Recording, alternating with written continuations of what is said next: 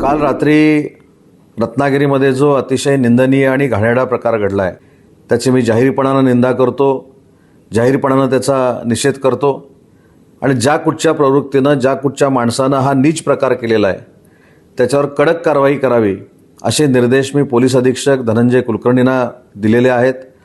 समाजकंटक कुठेही जरी लपलेला असेल तरी त्याला शोधून काढण्याचे निर्देश मी दिलेले आहेत आणि समाजामध्ये तेढ निर्माण करण्याचा, धर्माधर्मामध्ये वाद लावण्याचा हा जो काही प्रकार केला जातोय त्याला प्रतिबंध करण्यासाठी तातडीनं उपाययोजना करावी आणि ज्या माणसाने हे कृत्य केलेलं आहे, ज्या व्यक्तीने हे कृत्य केलेलं आहे त्याला तातडीनं जेलमध्ये टाकावी, तातडीनं त्याच्यावर कारवाई करावी अशा पद्धतीचे निर्देश पालकमंत्री या नात्यानं मी धनंजय कुलकर्णी पोलीस अधीक्षक यांना दिलेले आहेत. टाइम्स डिजिटलला लाईक करा, सबस्क्राईब करा, शेअर करा आणि बेल आयकॉन दाबायला विसरू नका. पाहत रहा टाइम्स डिजिटल.